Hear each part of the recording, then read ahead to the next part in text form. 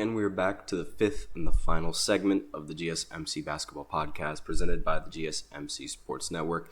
And in this final segment, we are going to be talking about how Team USA struggled to beat the select team in their scrimmage matchup, and how one of the players in the scrimmage matchup actually impressed a lot of scouts and a lot of the coaches that were watching this scrimmage in the, Team USA basketball. So let me just go ahead and see. So Anthony Davis, he actually played a very huge role in winning this game. He ended up getting the game-winning block to lead Team USA to win over the select team. Now, the final score was 79-78.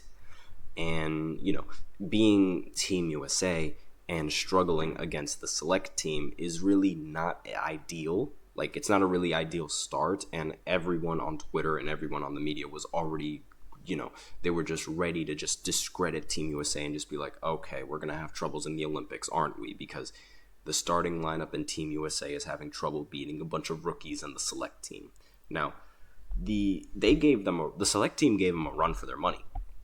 And Cooper Flagg, a 2025 draft prospect, he was recruited to Duke, I believe, and he balled out. According to a lot of sources, he played very, very well, and he took over Team USA basketball scrimmage. And, there were several tweets going on about him, just how ridiculous that he was. And I haven't watched the full scrimmage yet, but for those who may not be in the know, the select team is a group of young players from the NBA, the G League, and one specific college freshman who has had prior Team USA experience. Now, these teams are put together to test the main squad for Team USA ahead of the big tournament, like in, Paris, and as well as some of the other Olympic matchups and the FIBA matchups that they have. So the most famous example of these type of scrimmages occurred in '92 ahead of the Barcelona Olympics. Head coach Chuck Daly brought a top college player to play against what was being called the Dream Team, featuring MJ, Magic, and several other superstars. And these college players would end up trouncing the Dream Team led by future NBA stars Grant Hill and Chris Webber. While there is no verifiable information about the scrums, many believe that the team of college recruits ended up winning 62-54. So Team USA in 2024 now, they didn't really struggle. Well, they ended up winning, but they also had to struggle going through it. That's what I meant to say. I apologize. It is rather late. But again, we can't really decide the fate of USA basketball just off of one scrimmage. I thought we learned this when we decided the fate of Victor Wembanyama's career after one summer league game. But this is just, it has to be known that, a lot of these players, they haven't played with each other. A lot of these players may, some of them, like I mentioned, the starting lineup or my personal starting lineup in the previous segment, have played with each other. Steph, KD, LeBron, and Anthony Davis, they've played with each other.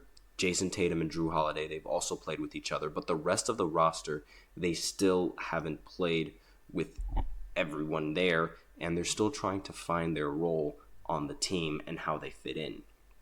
So, and this is why they have these scrimmages, to try and figure out what role each player best suits for them, and how they should go about the game and what they should focus on and things of that nature. It's practice. That is we talk about practice, not a game, talking about practice.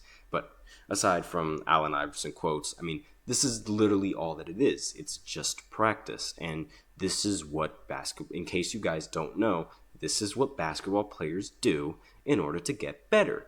And to figure out how to get better is just by, repetition and failing. The best thing about losing is that you have something to learn from. And it's better to lose when the games don't matter rather than when the games do matter. It's not how you start, it's how you finish. And I just don't think that this would be fair to just judge Team USA off of this one scrimmage. If anything, you should be judging the select team for being able to actually compete against these guys.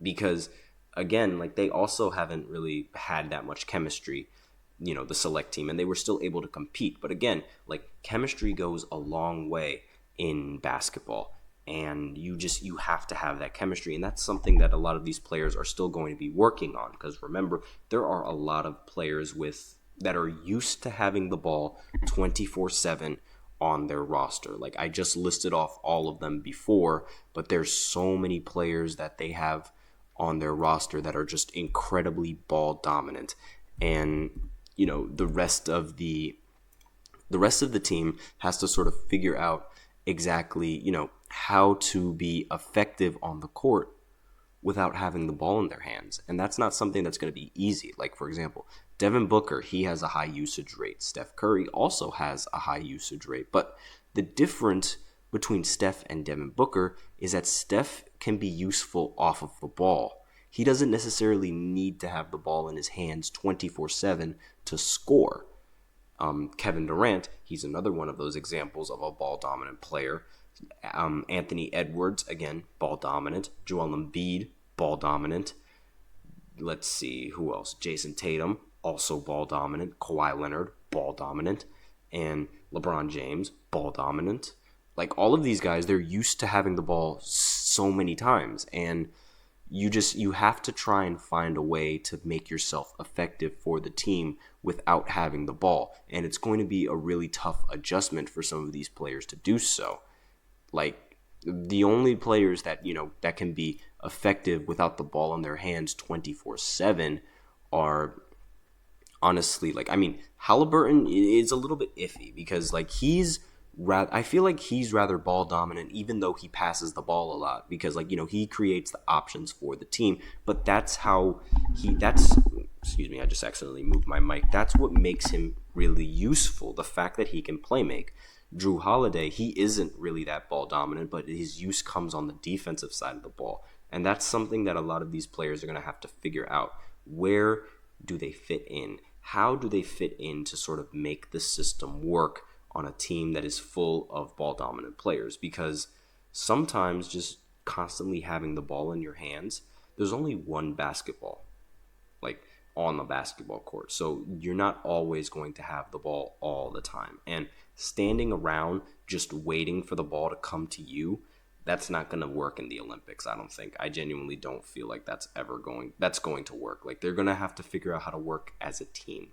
And that's part of scrimmages. Like, we shouldn't be taking this scrimmage so seriously. That's all that I really want to say about this scrimmage. And you really have to give your props to, like, Cooper and being able to, somewhat make it competitive.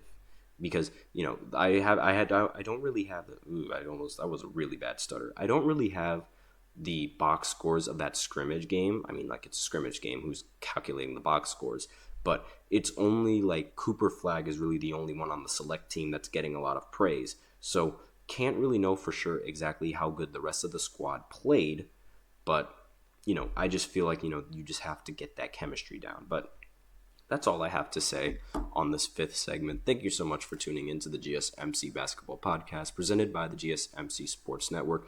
Your support means a lot to us, so please remember to subscribe to the show, leave a positive review. It really does make a difference. We also invite you to follow us on Facebook, Twitter, TikTok, and Instagram for more content and updates. Please remember to use the link in the description to get your comments recognized, or the link displayed below the ticker on every show segment.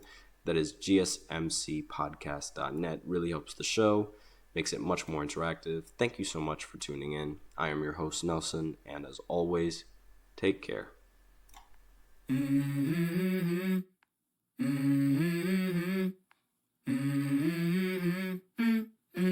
Let's go. I wake up to a little bit of drool on my pillow, feel like it's gonna be a bad day. Yeah, I'm tired of shit, and the coffee ain't hit yet, damn, ain't that great. I don't